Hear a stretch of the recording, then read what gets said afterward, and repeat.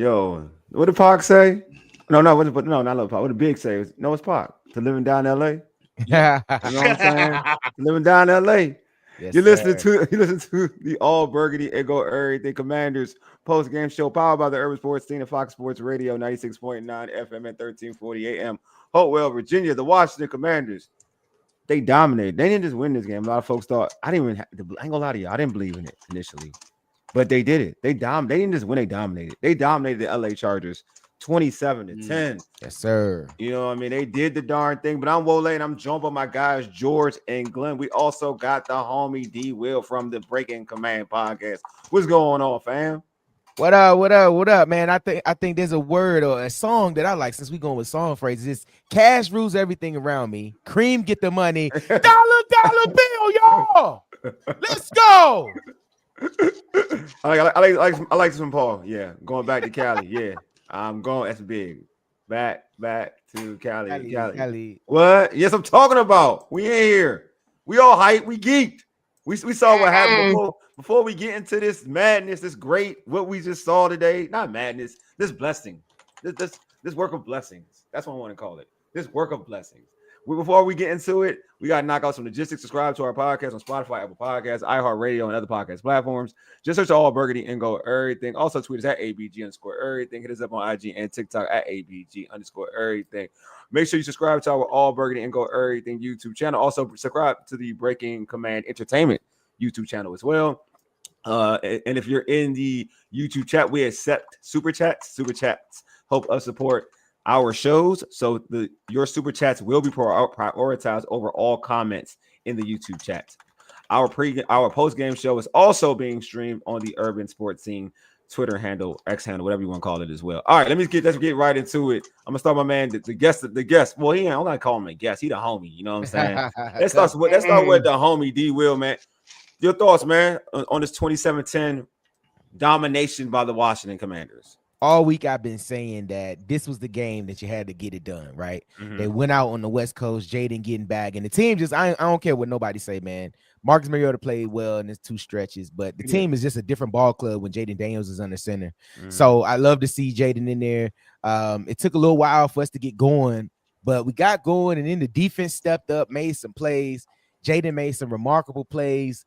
And this team, man, I text y'all and I told y'all, man, this team is like a pit bull, man. They just don't go away, man. They keep biting, they keep gnawing. Mm-hmm. And I think in a season such as this, you're gonna have that dog mentality. You're gonna have to keep fighting, regardless of what the score is. Just keep fighting and to get the job done. So I love the fact that we went west and fought hard to get back above 500. So 3-2 now, feeling good. And I'm just excited, man, for what this team has in store, man. They still got a lot of pieces to resolve. But I think we found some questions, some answers to some questions today, and that's Ja'Cory Krosky Merritt, Big Bill, who's a baller, and he is the future of this offense along with Jayden Daniels. George, I'm going with you next, bro.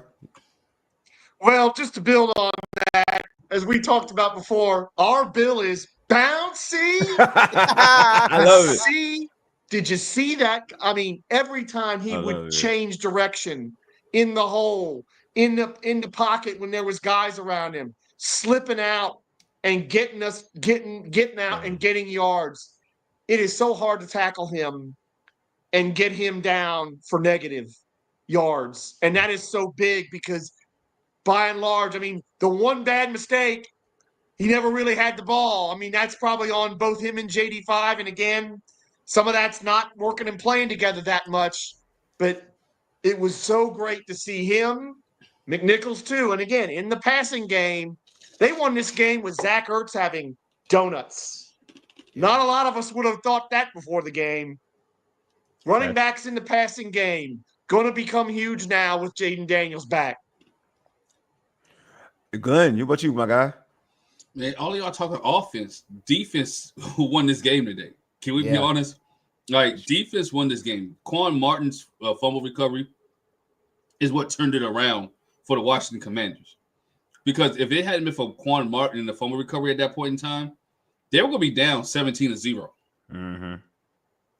Absolutely. So something, that turnover, George, we talked about it in the pregame. They had to cause turnovers today, right?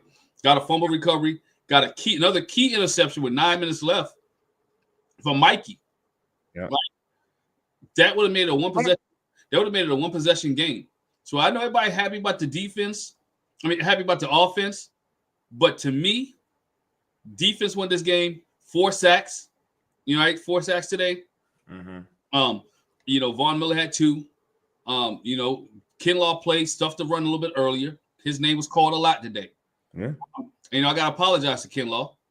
I really do, because I didn't think he would come to Washington and be that wrecking force that he has been. And even we even had a Johnny Newton sighting today. He played well, man. Big play. Yes, he did. So I know everybody's happy about Jayden Daniels. Everybody happy about Bill, but I'm happy about Joe Witt. Took himself off the milk carton today. Taj he's okay today, Taj. Yeah. I mean, next week, I kind of want to slow the roll on that. A different story next week. But the Chargers did it, whatever they wanted early. And then on that drive, Mikey makes the play. But that drive was infuriating because they kept converting 3rd and 6, 3rd and 5, guys playing way off and letting them make basically pitch and catch to convert. I'm still not there with you on this defense yet. It was better. And they got the turnovers, and they won the game. It was better. It was still very infuriating to me. What happened, George, you got to look at it. If go back and watch, what happened was early on when they first started, he was playing man-to-man. Mm-hmm. When they switched to zone, it gave the defensive line more pressure on Herbert. And so that's why you can't play man-to-man, because one, you don't count for the quarterback. 2, he's getting it out quick. So when you play zone, he holds the ball a little bit longer, and their offensive line couldn't handle the defensive line of the Washington Commanders today, which is a great movement. And I knew it wouldn't take Mike long to talk about Luke, but I'm ignoring it. We will get to that. I promise you, we will get to that. I mean, I'm ignoring you, Mike. I'm not going to lie to you. They can say what they want to say. But we'll get there today. But today, shout out to the offense. But I just wanted to give the defense some credit too. All right, I do want to I gotta give everybody I want to give Bill. I mean, I get what you're saying, Glenn, but nah, man, this game was owned by Bill. This is a Bill game, bro. I know you. It was not. And no. I get there were turnovers because I think that what George was saying, because when I give a game to a defense, I mean, I felt like you stymied the offense, like you dominated the offense, and I don't think they dominated the offense. I felt like they made mistakes. Like the Chargers made mistakes. Like they were opportunistic. Like if Quan doesn't make that hit, and that was a perfect hit, like they're scoring 17. Like there were situations that look at there were holding calls. They put themselves behind the 8-ball by like their defense, like the offense was beating themselves in terms of penalties and whatnot. It wasn't like again like that defense came out and I'm gonna give them credit, like they played better. Like that, don't get it twisted. Like they performed. I'm not saying they performed, but when you're talking about a guy who came out and really performed, like really like almost what we talked about, like, and Paul said we needed Jayden to be Clark Kent, and I felt like Jayden was more Clark Kent, but Bill was Superman. Bill was Superman, and like I came in with have my concerns about Bill, but like today is the day when I remember I said in preseason I need to see you take over a game. Like I need to see you do this against dudes who are going to get cut. Right, like and that's how if you can do that and dominate that, I look at you a certain way, like you're gonna be that type of player in the regular season. Well, today against pros, one of the best defenses in the NFL, he was. I think Paul said this in the chat.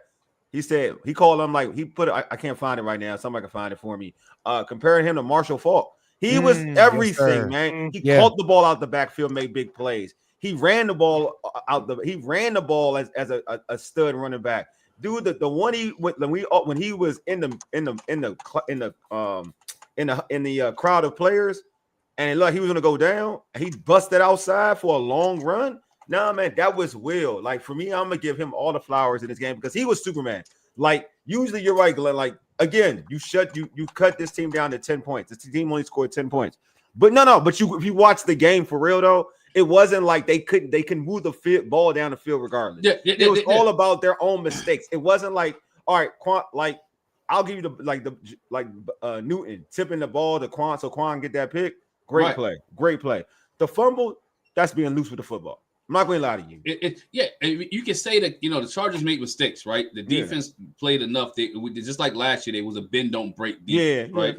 A bend don't break defense. But if they do score here, the game plan for Bill changes when you're down 17-0. I agree. So I totally agree. It changes down 17-0. So the 111 may not be 111. We might see more Jayden passing than we did. And like we saw last week with Atlanta when we was down, there was more passing than running. Yeah. So I'm just saying when I give the defense credit was that even though the Chargers were marching, they was able to cause a turnover that kind of flipped the momentum of the game.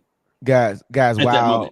I'm sorry. Go ahead. While Bill had 14 attempts for 111 and 2 touchdowns, the team as a total had 28 rushing attempts. Yeah.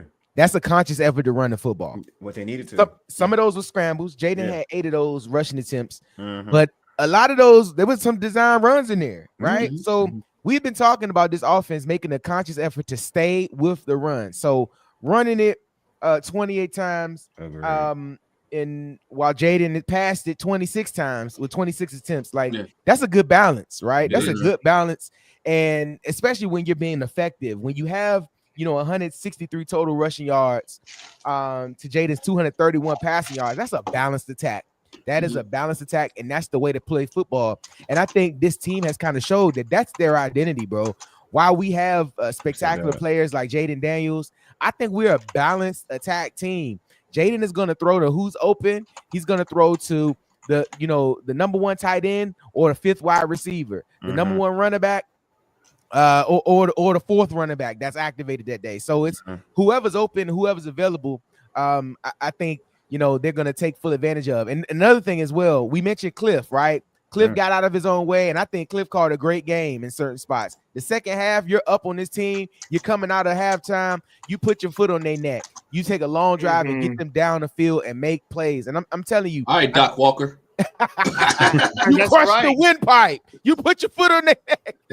Hey, it's funny. Side note: Mike Callow always get me on that every Wednesday. He be like, he's like, D, you trying to do your best, Doc Walker. I'm like, yeah, man, you got to crush the windpipe. You got to take their will. Right. You got to impose your will against success. But no, I say this in closing, man. The Commanders played a complete offensive game today, and they really came out. They were confident.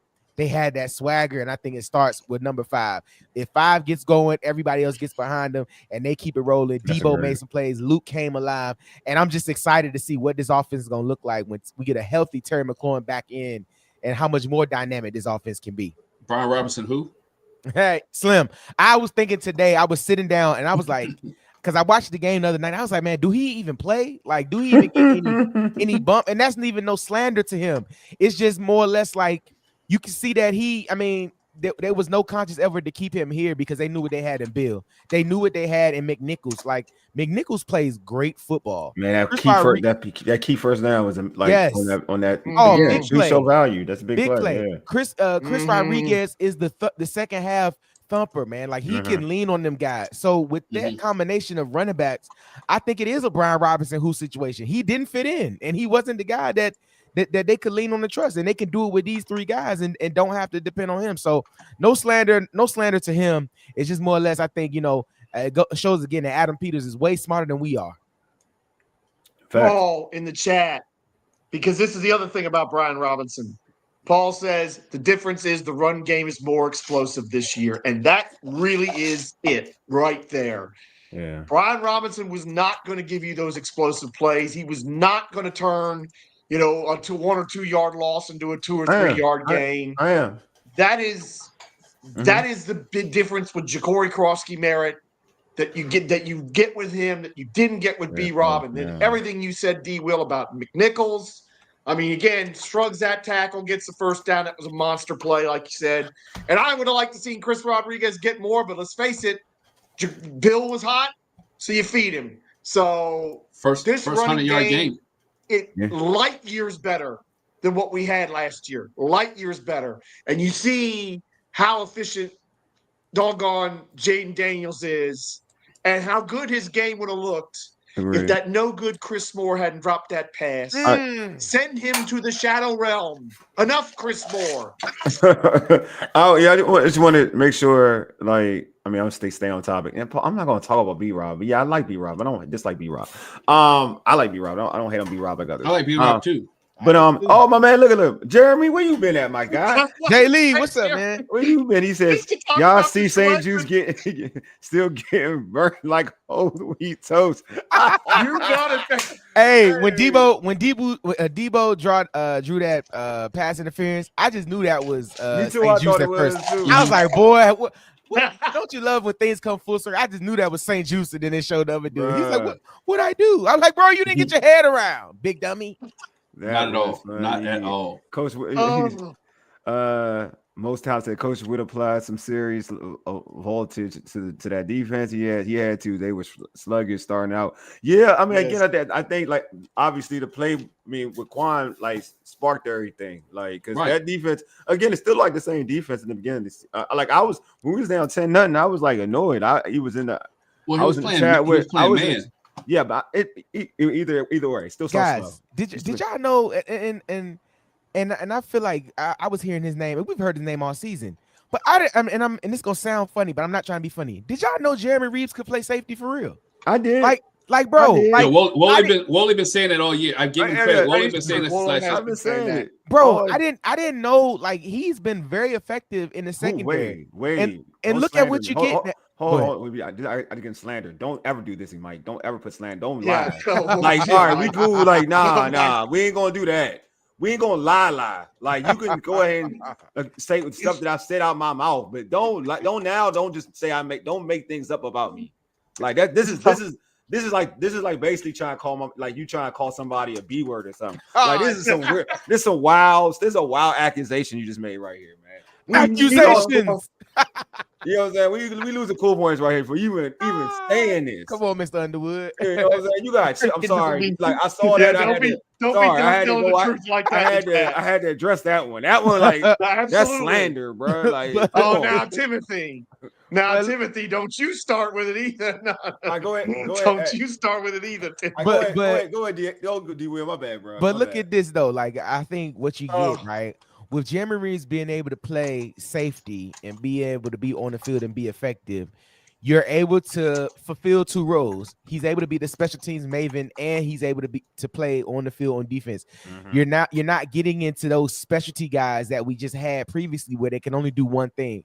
What we've proven is that with the way injuries work, with the way, the league is, you have to be able to have guys that can do multiple things. You look at the offensive linemen, how they're able to be plug and play or move around and play multiple positions. You have to be able to do that in this league for 17 weeks, bro. It's imperative that you find what guys can do and let them do it well. But I was pleasantly surprised to see Jeremy Reeves making big plays, getting his name called, getting his hand in there. And I'm like, man, like, have we been stifling this dude's opportunity to play to be a defensive back by not playing in the past few years? Yes. Even we did it. No, Ron Rivera, even last year. I won't even lie to you. Like, I'm glad they started to do it this year. I said this before. Like, I said this and no knock on. He's been hurt, and no knock on him. He's way better than Percy Butler.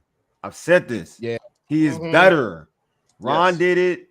Even this regime did it last year by playing other dudes over him. He was he wasn't better than Chin and Quan. I get that. Like those, and I think arguably he may be better than some of them. I'm not going to lie to you because I do like, I like both of them dudes. I love. I thought they should. I'll say this much. I thought they should have gave him the opportunity instead of signing Will Harris. That's how much I like Jeremy Reeves. That's how much I've been like Jeremy. Well, the only reason he's playing though is because Will Harris is hurt. Well, yeah, all them dudes like he's on it. Yeah, he's way but facts. He's way like he deserves an opportunity. You see it. Like what he's doing differently now than he's even done when he's gotten the opportunity is now he's starting to actually like he hitting. Like he wasn't doing that initially. He wasn't hitting initially, but when they used to even when they used him as safety under Ron Rivera when he gave him that opportunity, he wasn't hitting. He was always what I like about Jeremy Reeves is he's always at the right. He's always in the right spot. Like if he is where he needs to be. He ain't like it ain't a brain. He ain't having like fake brain fart or anything. He's in the moment. He knows where he's supposed to be. I'm like that dude. Every time I see him make a play, I smile because I'm like he deserves it because I'm gonna keep saying it. He reminds me so much of Ryan Clark. Like it's not even funny. That's who he reminds me of. Like when I look at him, I see Ryan Clark. I see a player that is just smart enough to be in the right place, make the right play. And it ain't always gonna be the wild play, but he's gonna make the right play. And especially we've seen safeties here in this area for this team in the past who have all the athletic ability, have all the skill set, but they just don't get it, or they just don't just don't have the instincts. Jeremy Reeves has the instincts. Hey, most talent, definitely agree. That's the thing. His instincts are key, and his intelligence for the game to play that position is on point. It is. You know, one thing I like about Jeremy Reeves that he's quiet. You know what I'm saying? Yeah. He just goes out and does the job, and I think that's why everybody likes him. And that's why he's getting his flowers now, because he does the job. You know, he doesn't have to be the flashy guy. Go make the tackle and play his position, whether it's special teams, whether it's starting this week, whatever the case may be. Jeremy Reeves has been that guy, and I like guys like that, man. It takes me back to the old Darryl Green days, the old Redskins days, where guys came in and just did work, right? Yep. They didn't have to be flashy. They just came in, and you knew what you was getting every time they was on the field. And I think Jeremy Reeves is that guy, great for the organization, you know, and he waited his turn. Now when Will Harris get healthy, they got to make some decisions. I mean, he was going to play. He was luckily he was playing anyway with Will Harris being starting. He gets some burn because they even said it. Excuse me. They said it in camp that they wanted to get him more involved in the defense.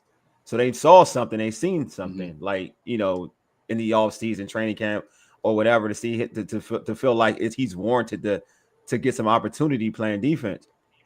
I just want him to be a staple. Even because I thought Will Harris played well, so I'm not going to even knock Will Harris. I thought he played well too. He surprisingly played well to me. But I do think that they need the whole he should be the third safety. It should not be when they do the Buffalo nickel. He should be in there. There's I'm sorry. This is not a knock on Percy Butler, but Percy Butler should be the new special teams demon.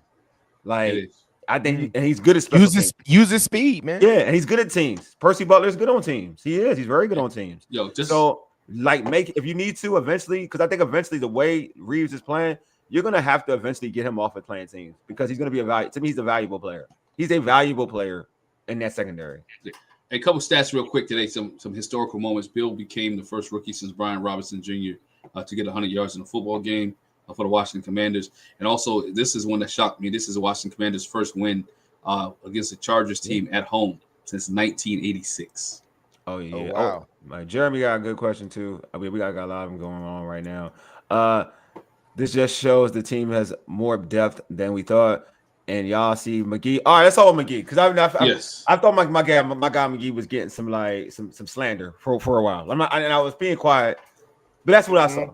This is what everybody was telling me about, and I believed it. And this is what I saw when I broke down his film, and for the draft when they drafted him. When I found that they selected him, and I did a whole draft show about their picks, including Luke McCaffrey. And I looked at his film, and I was like, this dude pops out. Jordan McGee just popped out to me. I was like, this dude got talent. He has instinct. He's fast. He's quick. He has ability. He's the type of dude that, in a couple years, he'll be a starting middle linebacker somewhere. I thought he would take over for Bobby Wagner after last year. I thought this would be his year, to be real with you. I didn't think Bobby would play the second year, and he did. And I'm glad Bobby is, because Bobby is a tremendous middle linebacker and has helped this team tremendously. But this dude, you saw the speed, you saw the downhill explosion. That dude is talented. All right. For anybody who's questioning that this dude, they question this dude in the preseason, saying, "Well, man, he always hurt. He's not a guy that we're gonna keep here. Maybe he should get cut. Maybe should we do this, do that?" You see why? You see why he's on this team. That I heard people say Medrano and this, that maybe Medrano should play over him. No, he ain't better than this dude. This dude has got ability, a lot of ability, and I'm glad that we got to see it. And I'm hoping that it revs up. We got to see. He got to get more. He's got to get more action. They got to go 3 linebacker sets. They got to go base. We got to see this dude on the football field. Go ahead, Steve. Go ahead, D. Oh no, I was just saying. I mean, I think what you saw today is that, like we mentioned, depth.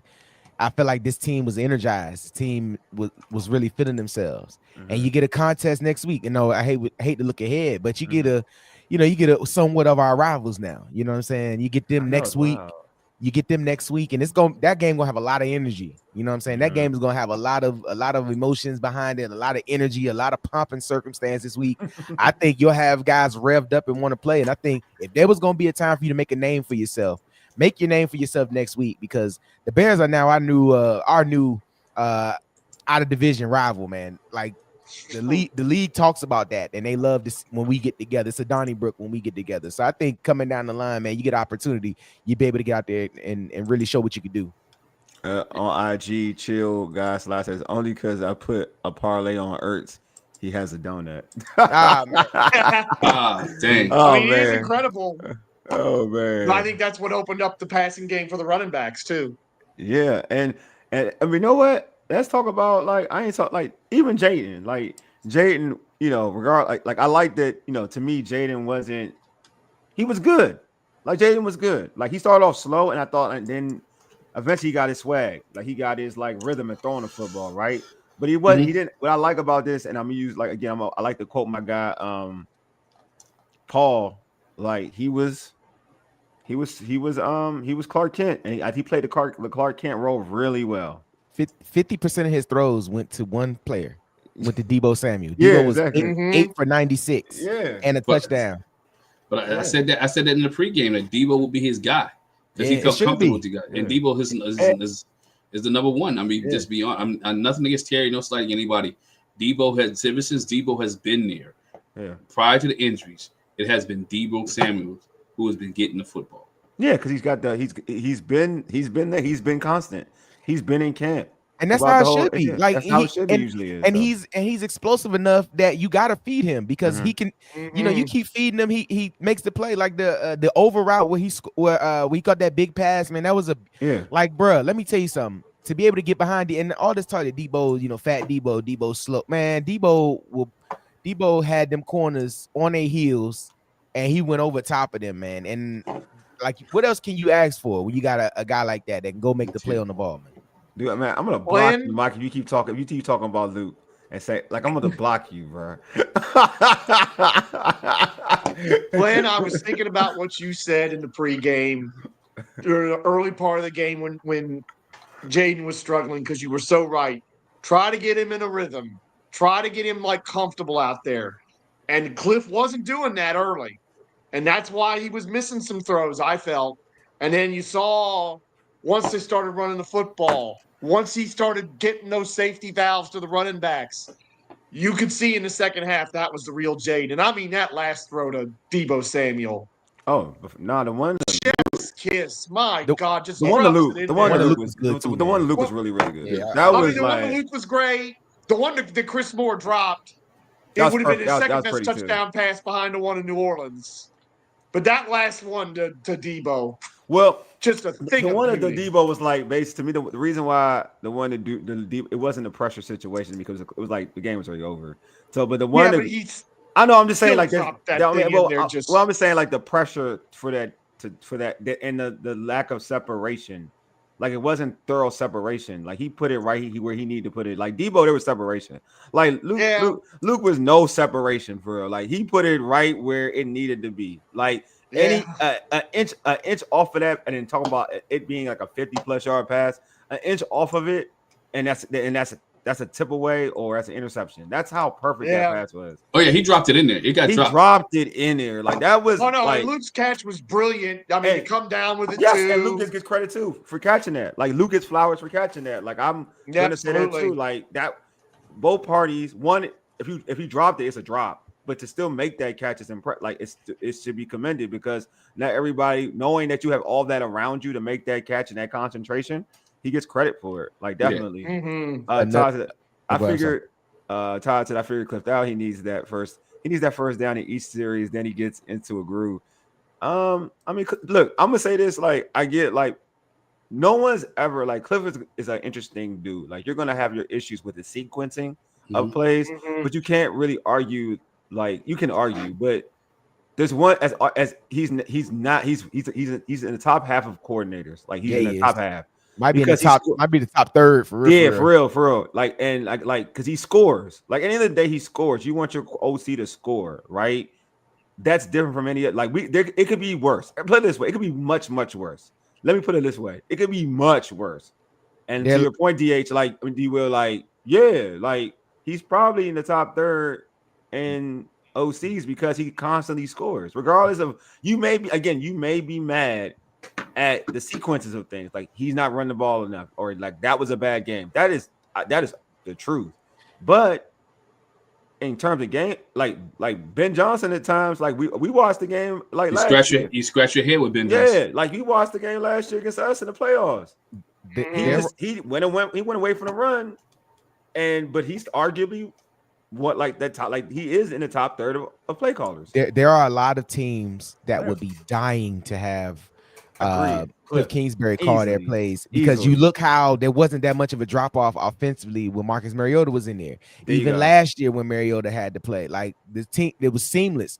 So Cliff Kingsbury is on the cutting edge with the motions, with the play calls and play styles. Like he's on the cutting edge of what they're doing, and it doesn't hurt that you now have dynamic weapons on the field at the quarterback position. Now Bill and now Debo, you have dynamic players that can affect the game. So man, Cliff is doing this thing, bro. Yeah, it's like we said, there are some head scratching plays, but I think that's kind of what you get. Like, that's if you get a few head scratching plays, but I'm gonna get consistent offense on the other side. I don't think it's no problem. It's the same thing with Todd Monken in Baltimore when they're like derby games where you're scratching your head and you're like, you got Derrick Henry, you not hand the ball off to him 20 times. I scratched my head for 3 quarters watching that game. All those are in the playoffs, by the way. No, that's a lot in the regular season too, George. That's a lot. Like you're sitting there, I'm like, so you know what I mean? Like at the end of the day, like that's what I'm saying. Like everybody, I've learned this about the NFL. Every home base every fan has an issue with their OC, one way or the other.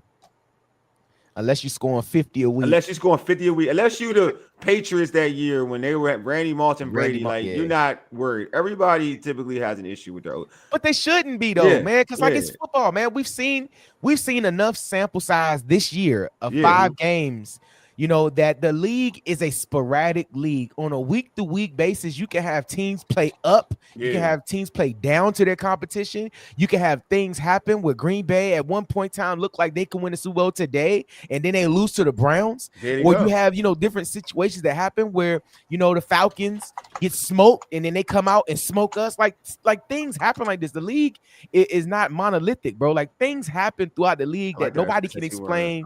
And it's just the league is more average than there is exceptional teams. Like the teams are more towards the middle and more average as far as like on the scale than they are like super dominant teams or very bad teams. Like everybody's pretty much towards the middle. Oh man, Taj don't like Cliff for real. I can tell. and again, Taj has got a point because in those I ain't like that play either. I ain't like that play. In those bad games, Cliff's play calling was a big reason why we were in the situation. But check this though.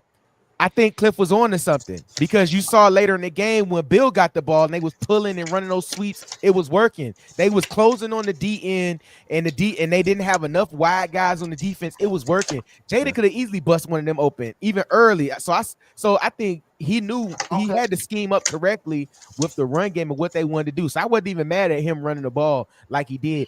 I just think he knew what was going on. And you saw later on in the game, Bill was able to get active on the edges. Do you think? How do you think Jayden looked in terms of running? Do you think he looked like the same Jayden, or do you feel like he was slight slower? What do you? I think he's fine. I think he's fine. He has to get accustomed to running with that brace on. But I think he's fine. I think that's just his whole vibe, man. He's very lax, very chill. If I could use the word slithery, pause. Like he's just elusive. You know what I mean? Like he just. He chill. Like so I think that's just his narrative overall. And I think it kind of feels like he does move a little bit slower when he's trying to get through the lane. But I mean, I thought he did a little slightly. He's saving it for that second level, because if he get past the second level, he gonna turn it on. But I think he's just trying to just manage and see the blocks and see the field and still protect himself, but still make the play. I think I'm just going to say this real quick, and Glen, and you can go. I'm putting the link in the chat, folks. If y'all have any comments, y'all want to come on and say how y'all feel about the game. Pull up. All right, go ahead, Glen. Go ahead. Now, I was just happy to see his competitiveness, right? I'm happy to see him back out there, right? Because his competitiveness is contagious, right? When you have somebody out there that you can play for, I'm not saying Marcus Mariota doesn't have the competitiveness nature that Jayden has, but you saw the competitive, you saw the team fighting today, right? I think they understood the sense of urgency about this game.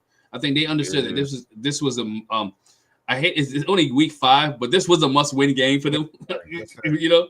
And I think nobody wanted to talk about that, and we talked about it a little bit in the pregame. But this was a must-win for them. They needed to win. It is a must-win for both teams, actually, if you think about it. But that's for I think for us, you know, you can't go in this middle. You can't go in this middle stretch of schedule with 1 win. Yeah. I mean, sorry, with just 2 wins because it's a gauntlet now coming up. Yeah. And I talked about it on Wednesdays, every Wednesday on ESPN 630 with Mike Callow on the line change. We talked about the schedule and talked about there is no easy wins on this schedule. This is a gauntlet of teams that you must beat if you want to stay relevant in the playoff picture and be the team that you were last year. So this is going to be a tough gauntlet of teams that are coming up, and you have to play good football throughout. I'm add Paul and add Paul. What's going on, Paul? What's good, my guy? What's going on, Paul? What's up, man? Paul? Tell us how you feeling, Paul. Tell us how you feeling. First of all, I'm gonna start it out. Hey, Wole, I'm taking over your role this year, 2025. I'm going with. I thought you were. I thought you were, dog. I thought you were. I'm calling every ops the rest of the year.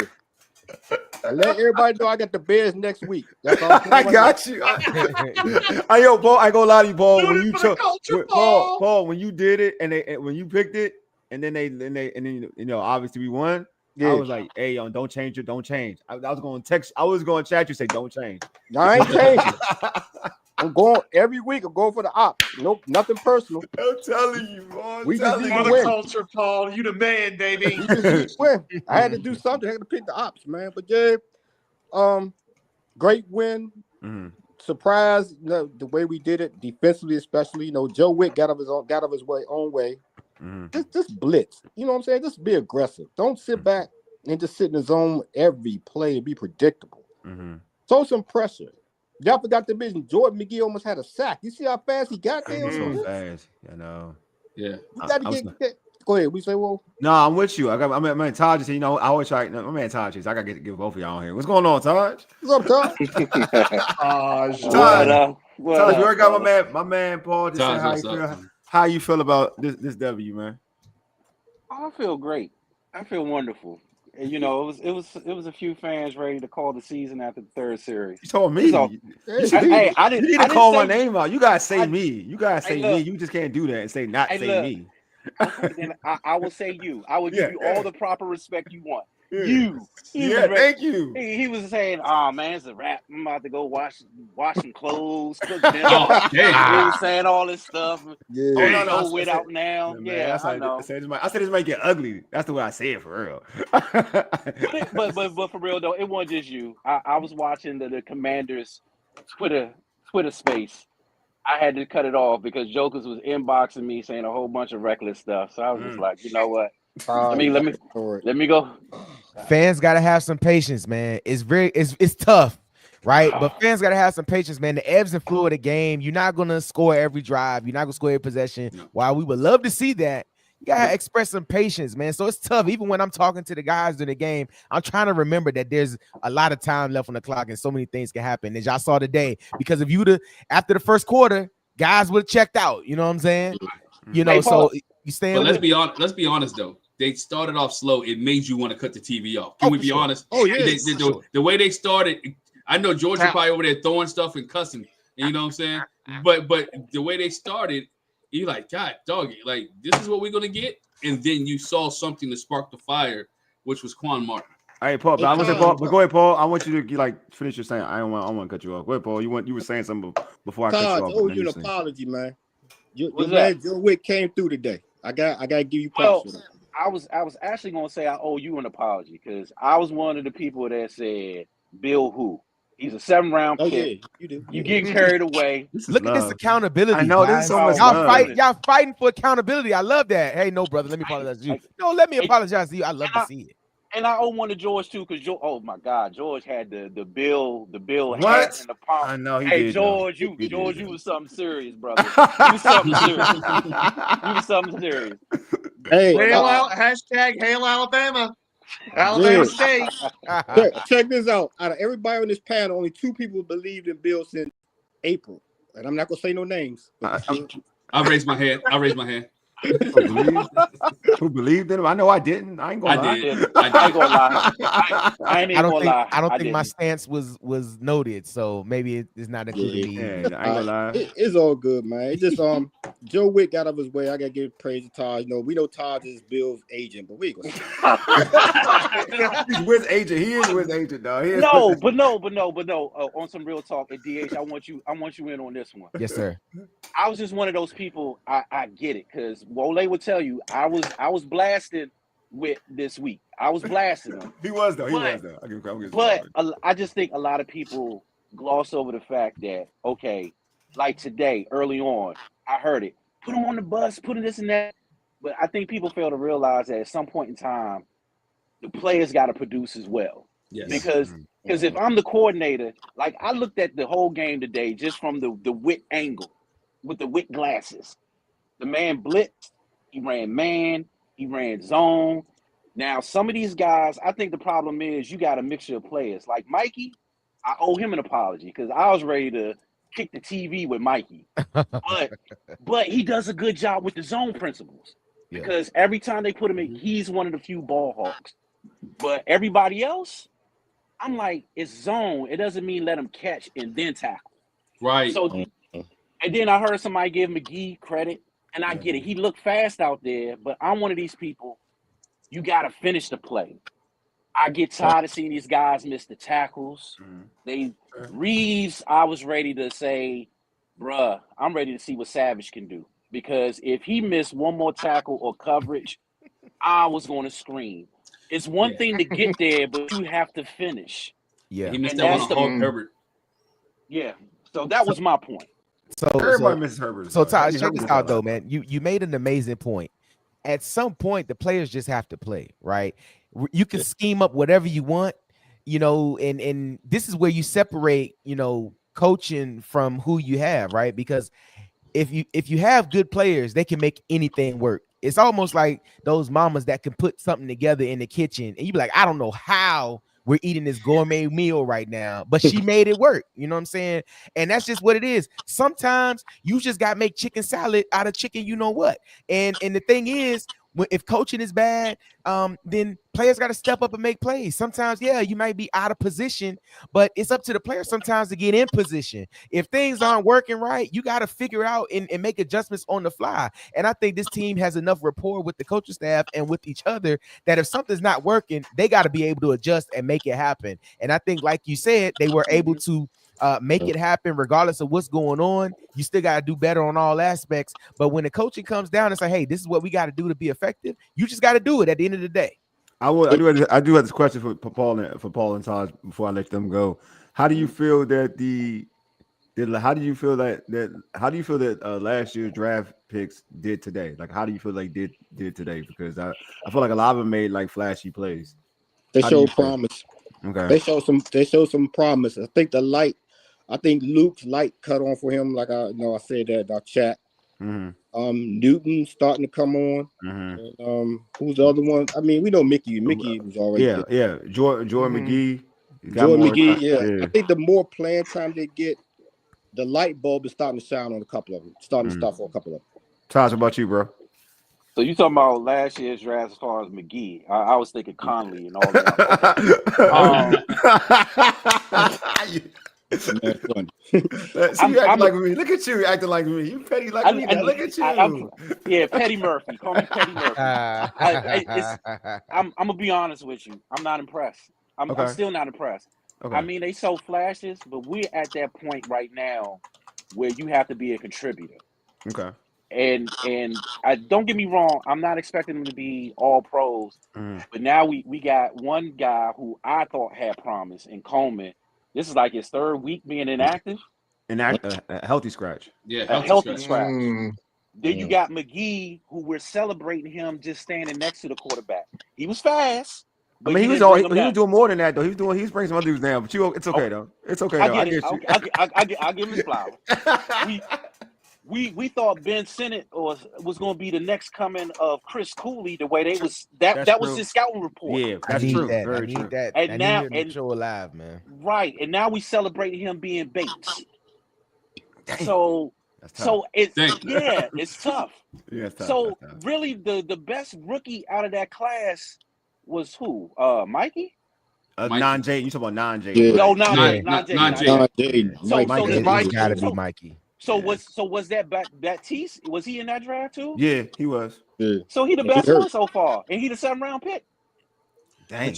But you know the Coleman thing scratches your head because Coleman was a starter all last year, majority towards the end of the year, and so now for him being healthy scratches, where did he? I mean, that means the other guys must improve, Wiley and those guys, because Coleman now let's talk about it. We was penciling Coleman in to be the starting left tackle, the right tackle.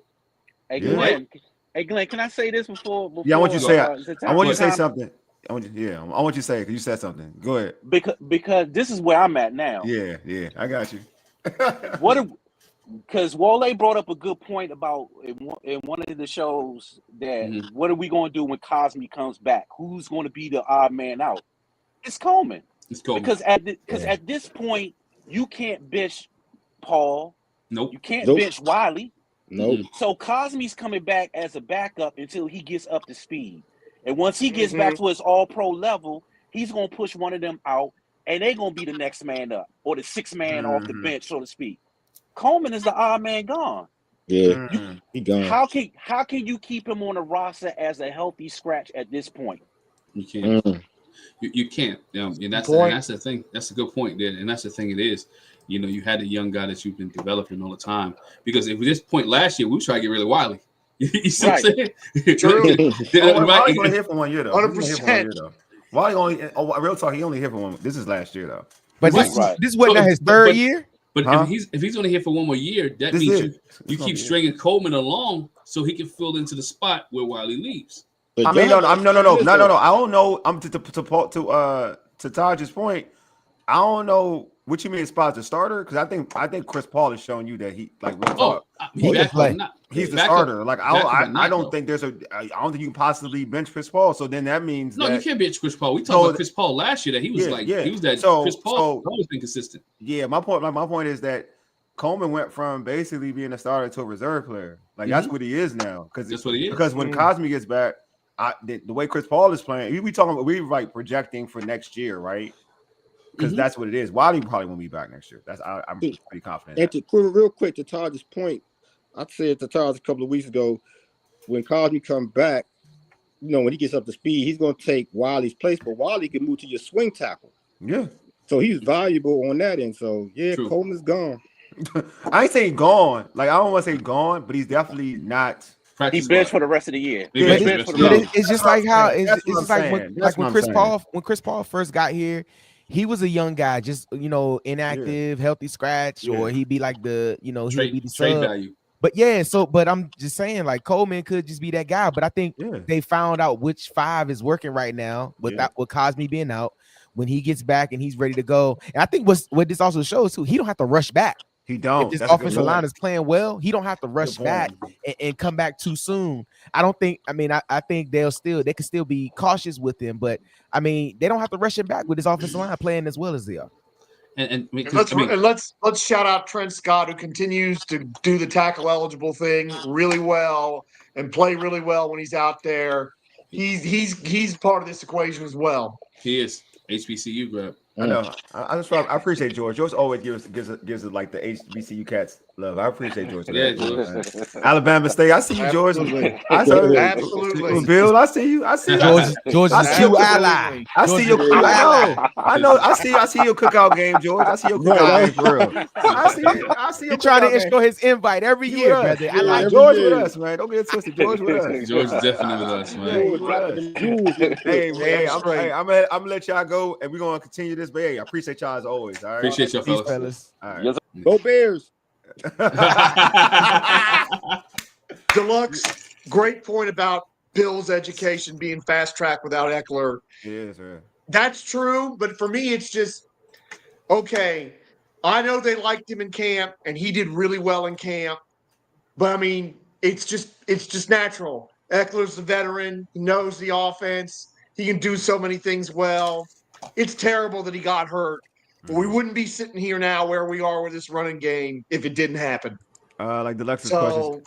So that's one of those things, and I think it's a great point, Deluxe. I like to say, what if Paul and Coleman are both good players, but Paul has the edge? Isn't that great for depth? Are you happier about Paul or disappointed in Coleman? I actually think this is what's happening, Deluxe. To be honest with you, I don't think for me, like the so-called game he got benched in the Packers game. I don't think Coleman was horrible. Like I don't think he was bad at all. So I just feel like there's something like Paul was really good in preseason. Really good in preseason. I think they wanted to tap into that and to see how would that look in the regular season, and it has. It just built up. So to your point, Deluxe, I totally agree with you. I think both of them are fine guards. I feel like the fact that he's inactive, do you think there's something in practice he ain't doing that's making the coaches mad? They need that's as many players. I mean that too, but they need as many players as they can have. They have depth in that. You know what I mean? Like Chris Paul wasn't Chris Paul was he inactive at the time before this was happening? Was he always? That's true. He was. Yeah. So they probably just switched roles. That's all it is. Like they got other positions that they kind of like they feel like they need out there, like more depth and whatnot. So I feel like I think they both are fine. I'm with you, Deluxe. I don't think there's an issue at all. I think they're both good players. I still think Brandon Cole's I think he's a good guard. I don't think he's horrible. I don't think he was horrible.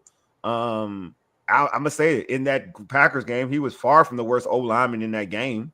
So I'm gonna be real with you.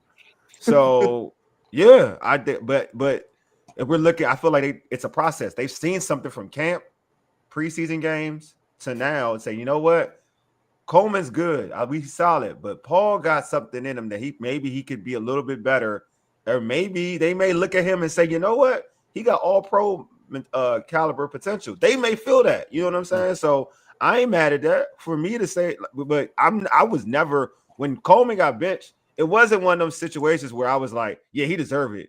Like he should definitely be benched. It ain't like Algrady. Like Algrady shouldn't be out there to me, like ever in life. But like to me, but like Coleman, I was like, he's fine. I don't have no issue with Coleman. So I think Deluxe, I think you're spot on with that one, buddy. I think you're spot on. Well, and Deluxe, just to answer your question, I'm happier about Paul because he has worked his tail off from the moment he got here. And remember, he's a Ron Rivera draftee, and there ain't many of those left. True. And he's still here, and he's shown this staff and this front office that he's got value, and he's earned every bit of what he's got. So I'm thrilled for him. All right, DH, you wanted to say something. Yeah, man. Before I get ready to get out of here, I got to head out at 8:30. But I wanted to say, man, I think the value of adding Laramie Tunsil, man, he has been a key cog to this offensive line and kind of has been the linchpin to pull all these guys together. And I'm so excited to see what it's going to look like when Cosme come back and this offensive line is at full strength. You think we running the ball well now? Like really be able to lean on some guys and go downhill, make this a ugly, slow-paced game. This gonna like the San Antonio Spurs. Like we gonna play half court basketball. We gonna just run the ball down your throat. We might get some 26, 12 games. Like I don't care. Like we gonna run the ball and be effective. And I love the fact that Laramie Tunsil has been the linchpin to this offense, man. Overall, I'll say this, man. The team played so well today. All facets of the game. I want to give some kudos to Matt Gay, man.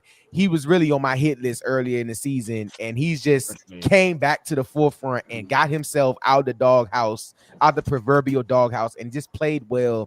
He's been money.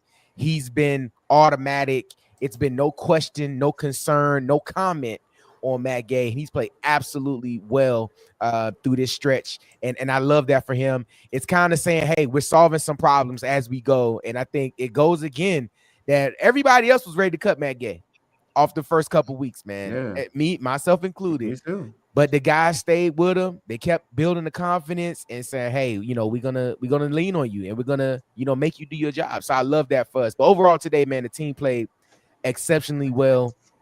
I'm excited to go into this next week against the Chicago Bears, our now nemesis, and I want to beat them almost as bad as I want to beat the Eagles, the Cowboys, and the Giants. Yes, I do. I can't stand the Bears, and I'm ready. Listen, this week is going to be fun. Trust me. If there was one thing that the team needed to fix today, and I'm always this guy in D Will, I think you talk about it as well a lot. Third down conversion still was terrible for the Washington Commanders, right? Yeah. There was 2 for 7 today. You have to Chargers were 9 of 16. Yeah, you got to be able to convert third downs. And this team continues, and it goes to the point of controlling the clock, right? It goes to the point of being as you say, the San Antonio Spurs of the NFL, right? You got to be able to control the clock. You got to make it what it can do, slow it down, the running game. The other thing too was, man, one thing that I gave a negative, right? So I got to give a positive. Today they only got penalized 7 times for 48 yards, which was good because this team was heavily penalized in a lot of football games. So today was just seven penalties, 48 yards, which is great, which is a good day for the Washington Commanders for being penalized. Hey, let's before we let you go, man, let folks know how they can catch you on social media, and also please plug your podcast and plug everything.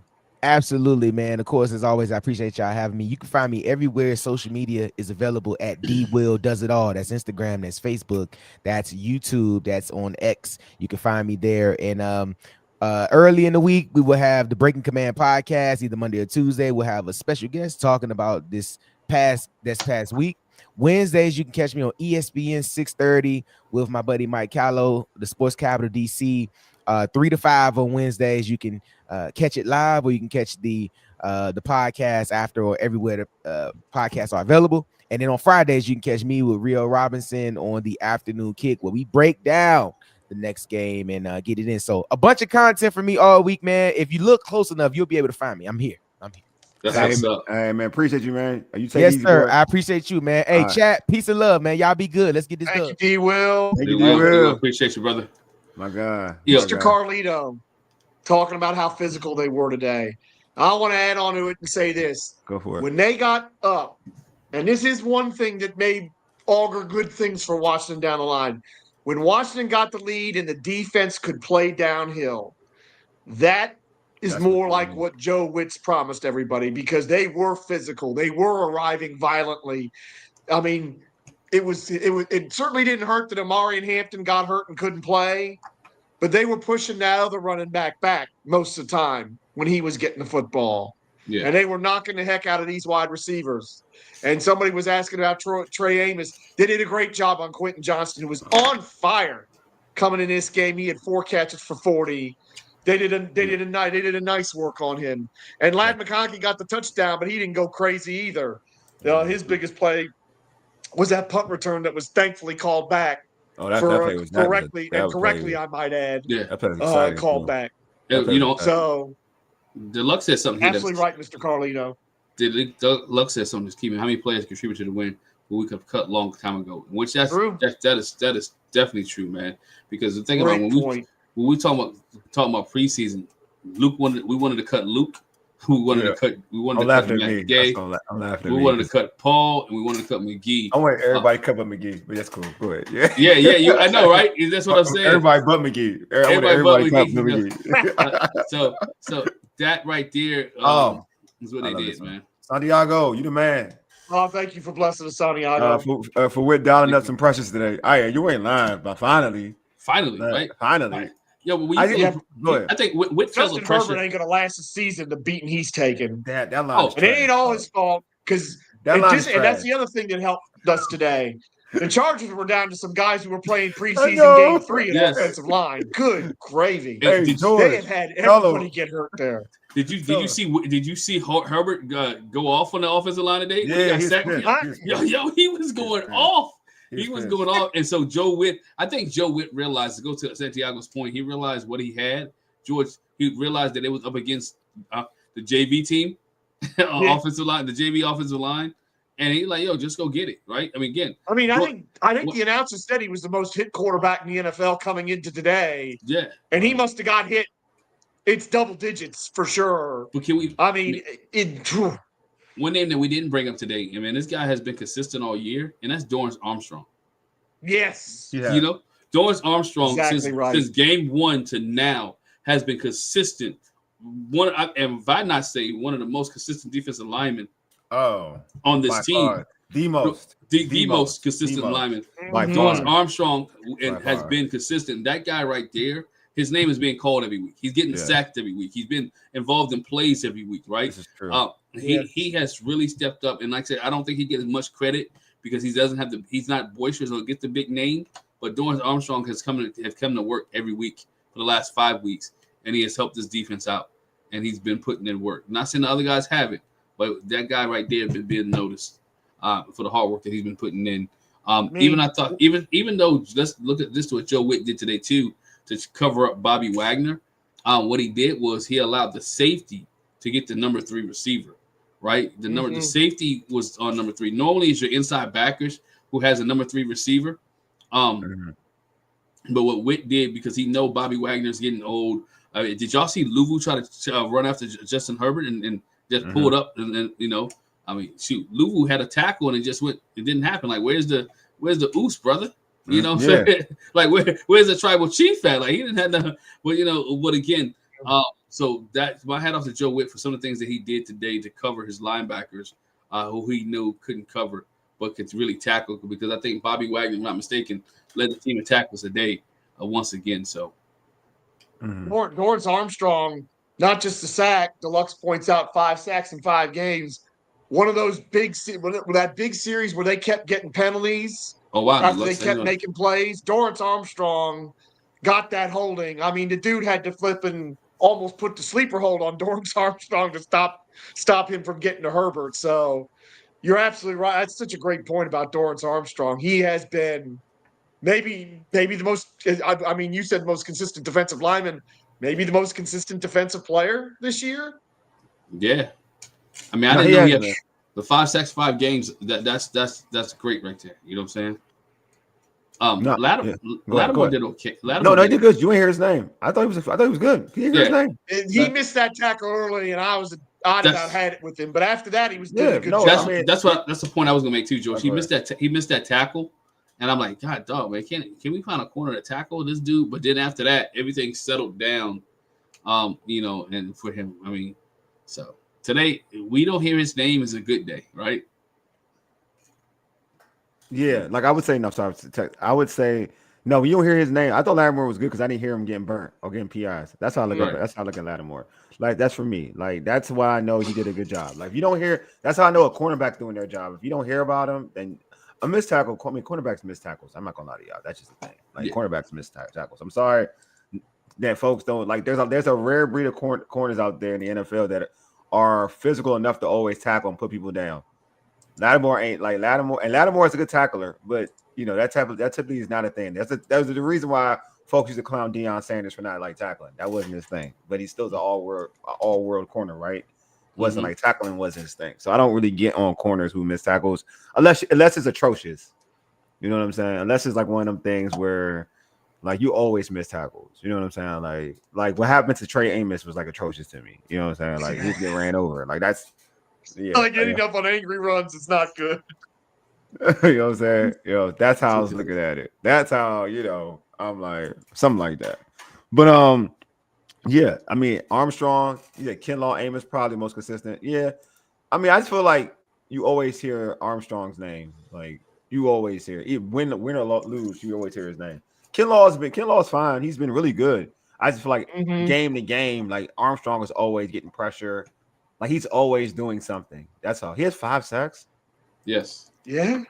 He has 5 sacks for real. I mean, if he does that every game, 17 sacks, he's gonna be. Oh man, he's gonna be by far, man. He's been the most consistent player by far. Like I ain't gonna lie to you. I'm on defense. I'm not gonna lie to y'all. He's been, and my man Jeremy Reed's is starting to get there. Jeremy's starting to get there. You know what I'm saying? When Jeremy gets to start, he's there. You know what I'm saying? But I'm gonna give I look at Joe Witt's defense as like it's a good front runners defense. Like that's how I look at his defense. It's a good, and I mean that in like not in a negative way. I know a lot of people you may hear that terminology and think, oh, that's a negative, a negative statement. But it's a front runners defense. When they're up, then I think you get to see what he's capable of as a defensive coordinator. Well, not capable of, but you'll see what he's more comfortable doing as a defensive coordinator. That's the best way to state it. When he's down, then I think that's when he gets kind of flustered about, all right, what can I try? What can I not try? This, that, and the other. So that's why it's important for this Washington Commanders offense to be productive or do what we did last year in terms of ball control, control the game, control the time of possession, because it makes Joe Witt a better defensive coordinator. And now he can feel like he can be a little bit more aggressive. He can pin the defense's ears back, go after the quarterback. He's not overthinking it. You know what I mean? I feel like when we're up and we have a good advantage, that's when you get to see what Joe Witt is more comfortable doing. And I feel like that's why Cliff has to kind of call a better game in that route, because Cliff has to work with Joe Witt a little bit better, to a point where, what I mean by that is, like, play the style you played last year. You know what I mean? Play the styles you played today, that second half, to be honest with you, second half against the Chargers. And I feel like if you do that, then you as an offensive coordinator and as an offensive unit will help the defense get better. I agree with that. You know what I'm saying? Because I really think at times that's where I feel like Cliff kind of like, like he kind of screws Joe Witt. You know what I'm saying? I'm giving Joe Witt some flowers. This is when he screws Joe Witt. But you got to know your personnel, you got to know your coaching staff, you got to know your whole team. You got to know, at the end of the day, you're a team. You got to work together. You got to know, like, all right, if we hold the ball, our defense is probably more inclined not to give up a long drive, and we can get the ball back. You know what I'm saying? Or they may create a turnover because of it, right? Because the opposition's a little antsy, they want to score. Mm-hmm. You know what I mean? So they may turn the ball over, and it gives us an opportunity to get on the football field and score another touchdown. So I just feel like complementary football is much needed, and I think that if they play this style, they can do what they did last year, man. They can win a bunch of games and put themselves in good position to hopefully get to a Super Bowl. Because I feel like this style of football is conducive to like winning culture. It's conducive to December, January football, and I want them to play that style. Santiago says no Earth sightings today. I mean, it's not a bad thing. Sometimes, look, they try. Look, I'm glad. I'm not mad at it. Look, as long as other people got to eat, man. We got to see Jalen Lane get some big catches early. What would we have been saying before the game if he'd had 0 catches? I think we would have been concerned. Yeah, but it worked out because he spread the ball. Like, I'm glad that Jalen, the way it is. It's like I'm a believer in this. Like, unless this is a consistent thing, that's a problem. Mm-hmm. If it's a consistent thing of him not getting touches, is a problem. But it's not a consistent thing. Like, you can't go into games. Again, I'm not looking at Zach Ertz like Zach Ertz is freaking like Tyler Warren. Like, I'm not looking at or like Bowers or Brock. Yeah, he's not those individuals. So he can have a game where he's not targeted. That's fine. Because he's this is older Zach Ertz. I'm not looking at Zach Ertz in his 20s. So he can, and I look at it like this, because Jayden's so codependent on him, typically, that when Jayden's not and he's spreading the ball to other people, that means he's seeing the field better. Yes. Well, and I was about to ask that question: is that actually a sign of Jayden taking another step up? I think so. The fact that he didn't have to go to the security blanket today. Yeah. That he didn't have to go to Ertz to bail him out today, and that they were still able to move the ball, and Jayden looked really good, especially in the second half. Yeah, I do. I believe so. And also, I'll say this: I think that maybe sitting and looking at Marcus go against other defenses in terms of how they try to target and take away the offense or take away weapons may have helped Jayden. Sometimes sitting at a time, like, he said it, like he got to see it from a different vantage point. You know what I mean? So that could have helped him out too. Because it wasn't like he did to me against the Chargers early. It wasn't that his reads were off. He just wasn't accurate initially. You know what I mean? That's what it was. His reads weren't off. He just wasn't accurate. Then he got settled in, just like I think the commentator said, like, Jayden. Typically, when Jayden said this, the commentator said this. The reporter said this because she spoke to Jayden earlier, and she said that Jayden said that, like, sometimes he may start a little rusty, but like he uses, like, it's just like playing basketball. I just need to see one go in.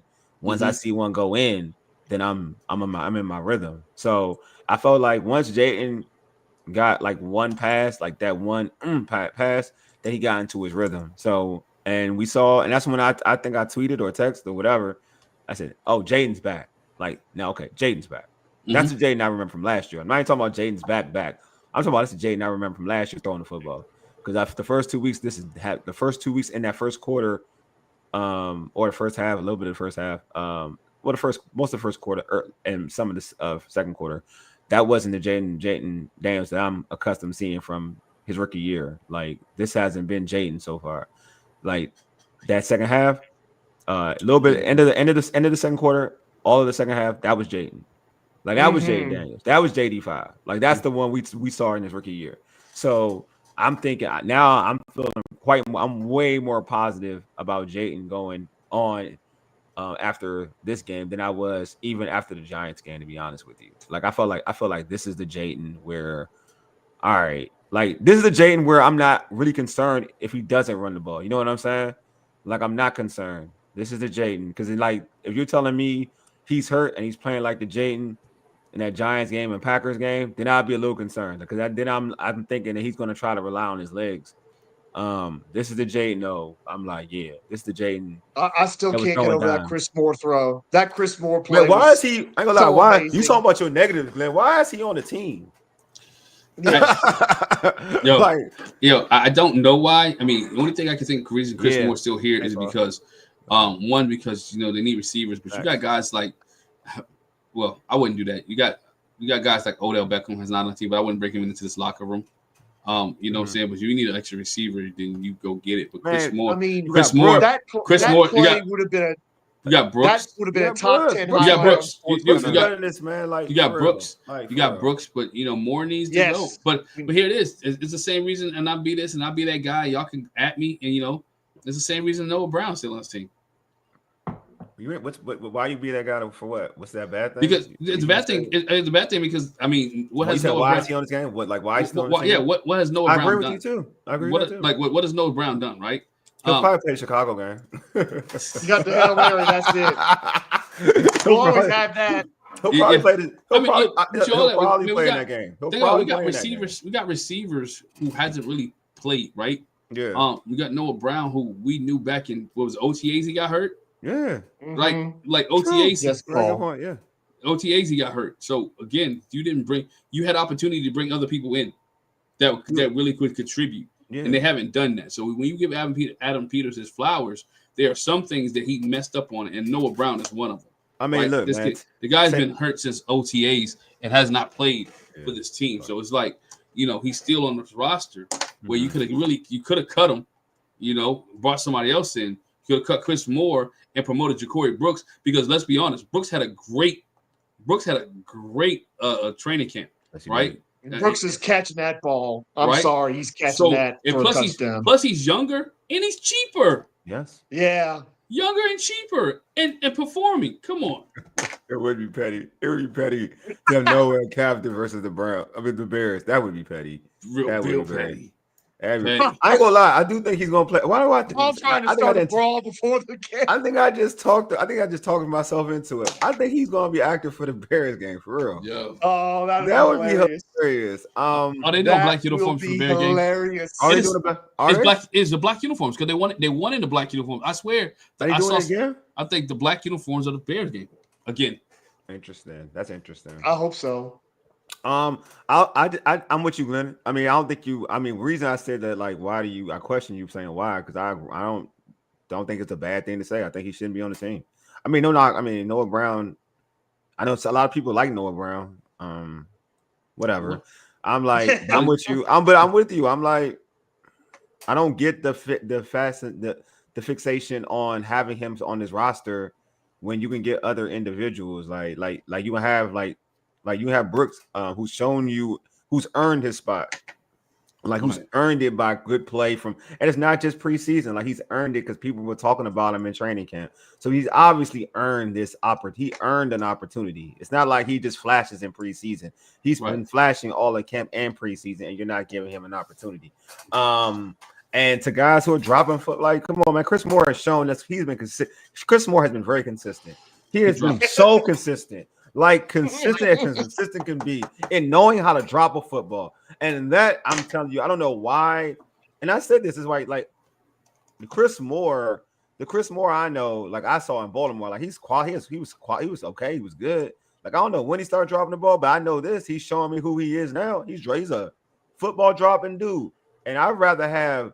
I'm like, why would I keep Chris Moore when I can go in? If you're not even showing that type of faith in Ja'Cory Brooke, why can't you just go ahead and call Jamison Crowder? He's a vet. I would rather have Jamison Crowder before I would have Chris Moore. Mm-hmm. Here. Like, at least I know Jamison Crowder is clutch. Yes. Like, you can't rely on that.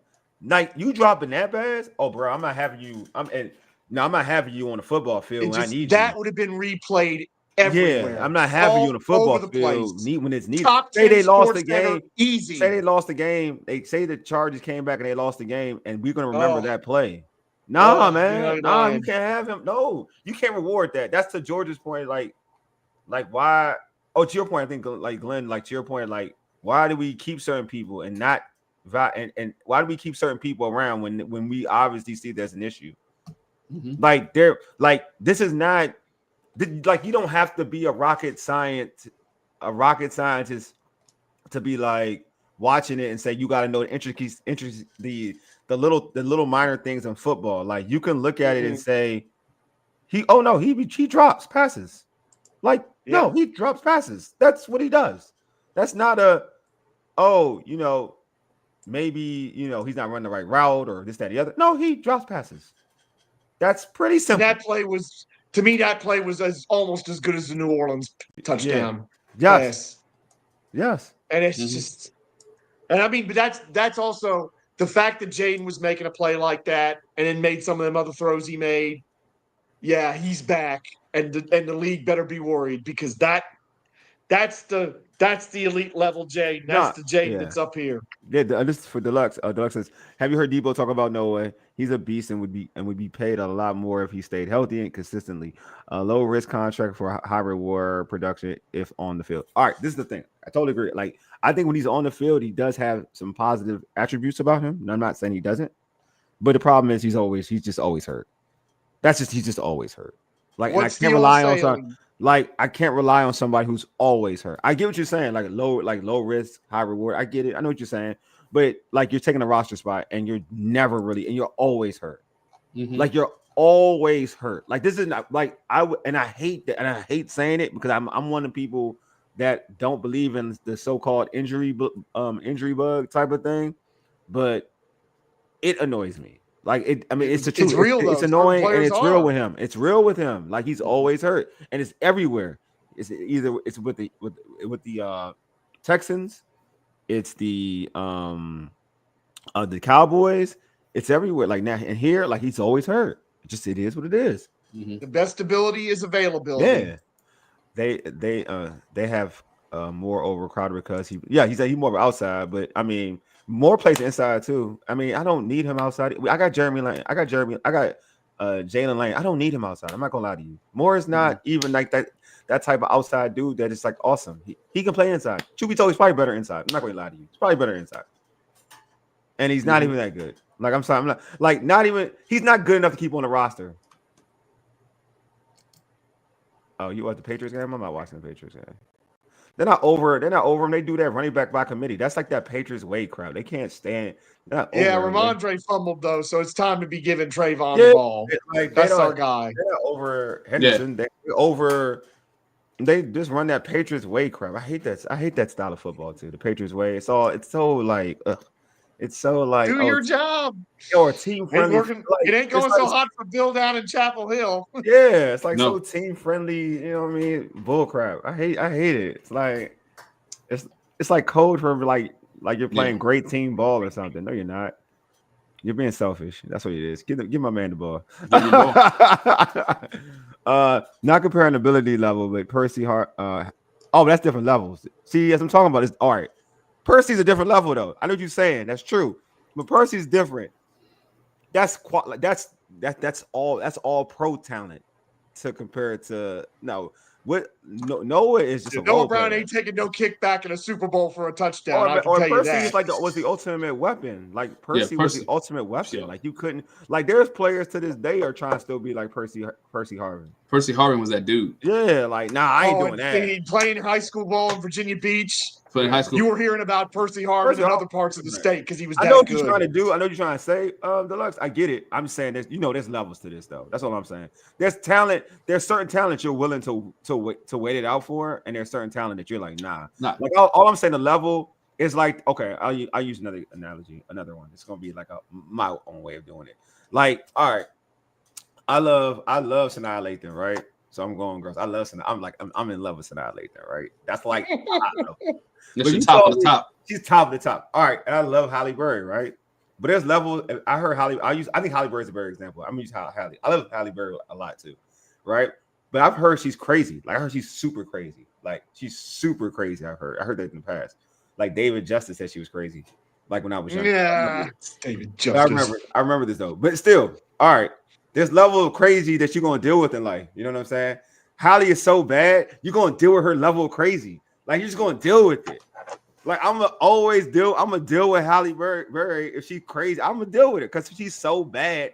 I'm gonna deal with it. Now, if like she would say, I ain't gonna put no, but she was like so chick, right? So chick, and she crazy. I ain't dealing with her. I'm like, be gone, be gone. Like I'm not gonna deal with her.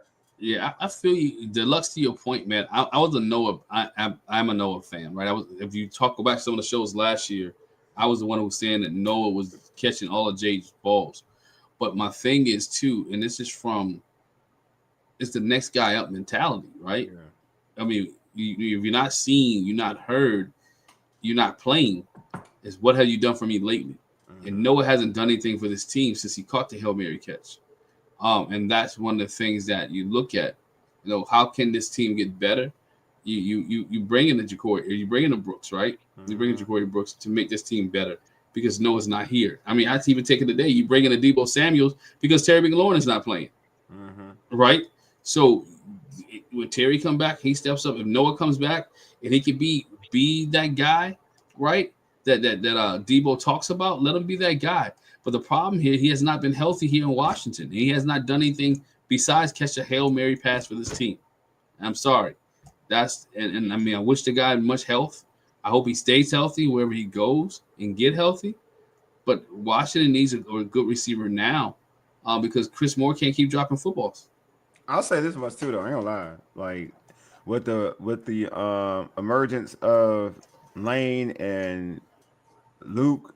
I said that. That's crazy. Oh, you said that, man. I said that. That's crazy. And Mike's asleep. And Mike's gone, so he didn't hear you. I know. What's up, man? He asleep. That's why he's saying it. Like you don't need, and they're younger guys. You don't need a Noah Brown. Like at this point, you may not need them right now because they're starting to take their games. So they're starting to grow as football players. So it's not like and you get Terry back. When Terry's healthy, you're gonna have Terry, Debo's is a crazy weapon. So why do you need to share the football with some of the other individuals? You got Terry. You're gonna have Jalen Lane. You're gonna have Luke McCaffrey.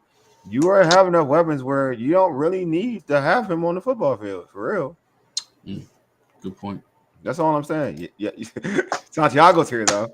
He heard you. He heard Santiago heard you. Yeah, darn it, Santiago. Shoot, you heard me. Hey, folks on the chat, make sure you like this video. That's well for the Commanders algorithm. Hit the like button. We appreciate it. All right, so I asked this question. Who gets your game ball before we end the show? Who gets the game ball? I'm gonna start with you, Glenn. Who gets your game ball? To me, you got to give the game ball today to Bill. I mean, you have to. Not a defensive player. I thought you were gonna go defense. No, I'm not. I do think defense, but offensively, right? I'm either give it to Bill, and this is why I would give it to Bill today. He got his first 100-yard game as a running back. Mm-hmm. He scored 2 touchdowns today. Mm-hmm.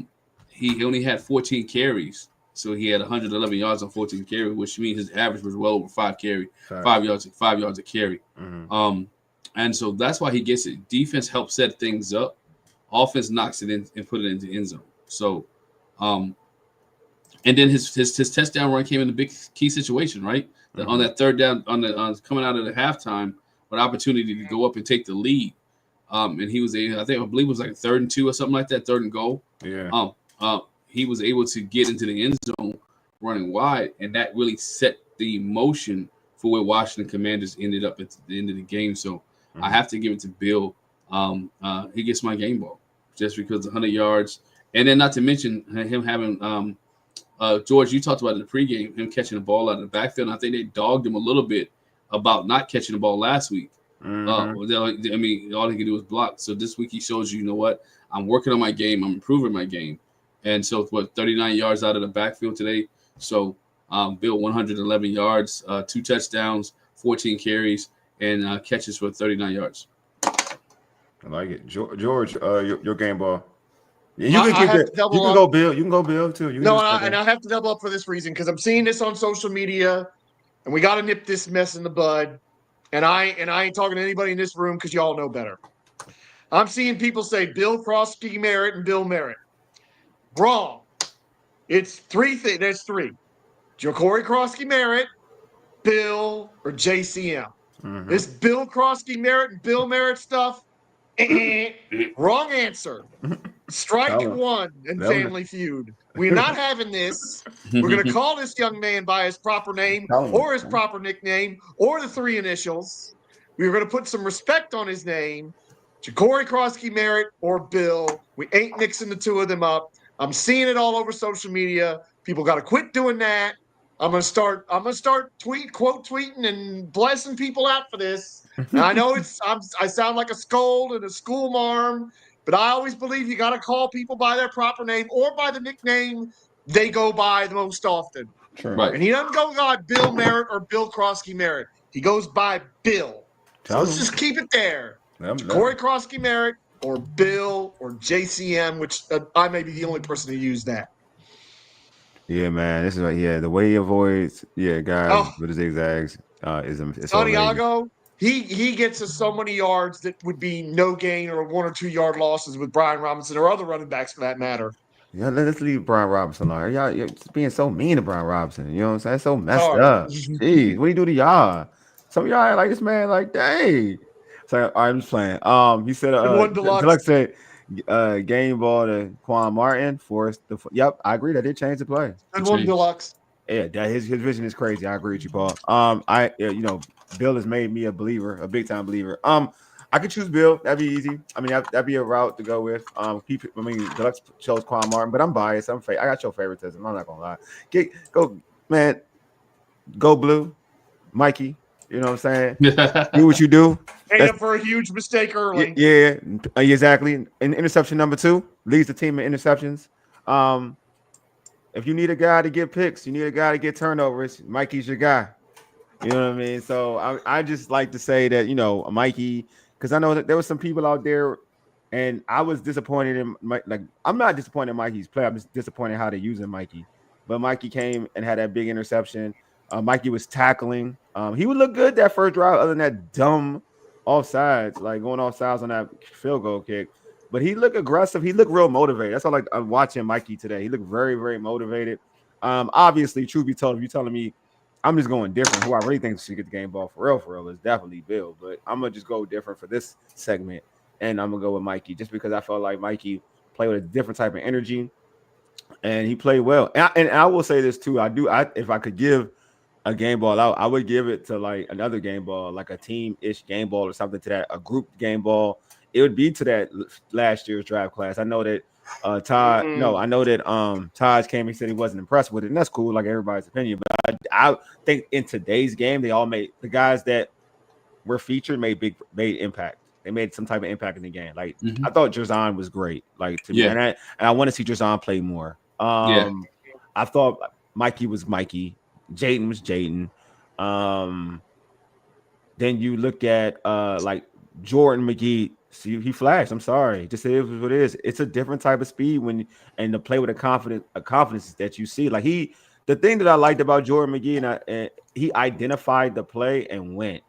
Like you can see the instincts are there. Like so, I just thought for me personally, I thought those guys deserve a lot of acknowledgement of what what they did today. You know what I mean? Because it's easy to go trash that class and say, well, this dude hasn't done this yet. But I think it's time, like at this point in time, I feel like it's fair to give those dudes some flowers for what they did today. I thought they played some really good football. Deluxe said, yeah, Mikey sealed it. Yeah, Mikey said, he a champion. That's what champions do. They steal things. You know what I'm saying? he's a champion. You know what I mean? Yeah, like, Michigan talk. All Mikey knows about getting the championship games. That's all he know, man. That's what Mikey know. NFC championship. He lost. I mean, he lost the game. That was tough. It was tough to, he went to the championship in college and then came into the NFL and went to the NFC championship game. That's all he know. Mikey don't know losing like that. You know what I'm saying? He don't know that. You know what I'm saying? That's all I was saying. That's all you saying, huh? That's all I'm saying. Like, yeah, played well, and I agree. Yeah, he did. Thank you, Deluxe. I think he was really good at it. Yes. Yeah. Paul said the reason I gave Bill a game ball was that he showed that he is the other player who can carry the load besides Jayden.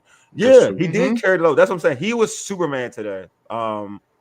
Today. I mean, I think Terry can, obviously I think Terry can cover it. But I think that's more.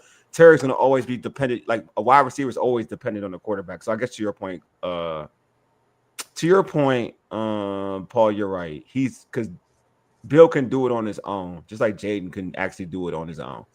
You know what I mean? Because he's not dependent. Bill's not dependent. I mean, you're dependent on the O-line, but if you're really good at seeing holes and making people miss, you can kind of get away with that too with a so-so O-line. But this O-line too deserves credit then too. We're going to give Bill credit. We gotta get the O-line credit. They're giving him lanes to see things because it could be worse where he can't get started and he's got to make a 3-yard loss into a 2-yard gain, and we're not talking about Bill any which way. We could appreciate it, but we won't be talking about him. So you know what I mean. So I think, but yeah, Bill was great, man. Like Bill to me again today. He was Superman. Like I do believe like that needs to be like the story on anybody's show. Anybody's when they're doing a radio show or podcast or whatever covering this team, if Bill ain't the focal point of what happened on Sunday, then I don't know what you were watching, because I felt like he definitely played his butt off to a point where it was well faceted, it was multifaceted. You know what I mean? Like again, catching the ball, running out the backfield, he just making explosive plays, man. Big ups to him. We got to get everybody's got to get their voting fingers ready for Bill for Rookie of the Week. We got to get him another one of those. I think he's getting it. I don't think there's no rookie I think had a day like today. Am I tripping? Ibuka down in Tampa was trying again. I'm sorry. He's rookie. I'm sorry. He's rookie. Well, and I know that because that was the game I had on the TV. How many touchdowns did he have? He had 2? I know he had at least 1. I don't know if he had 2 or not, but that was a doggone shootout. That game was unbelievable. I mean, and can I answer what Deluxe said here? Because I think I don't totally agree, but I think he's mostly right. I think Deluxe, I think there's something to that because he ain't the biggest guy, but I also think it's depending on. We're just going to ride the hot hand. Like next week, the hot hand might be Chris Rodriguez, and right. he might get 14 carries for 95 or something like that. And again, I think even in that scenario, I'm still hoping Bill sees, 2 to 5 targets as a safety valve running back out of the backfield in that situation. So, I mean, there's merit to what you're saying. We probably can't go crazy and give him 25, 30 carries by himself. But yeah, I think there's a lot of merit to that it keeps him fresh. And it's just, I want to see the other running backs get some time because I know they're good and can produce. Today, for the most part, except for McNichols, they didn't. But that's okay because Jayden ran well. Debo had a nice run or a couple nice runs as well. I mean, that's just one of those things that's going to happen. But it may be totally different next week. Like McNichols and Rodriguez may just cook against the Bears, and it's not Bill. So yeah, there's something to that, Deluxe. I just, if Bill's hot, I want to feed him. That's the main thing. Paul has a question before we end this stream. Do you believe Bill is the best running back playing in the class, and Bill is strong, George?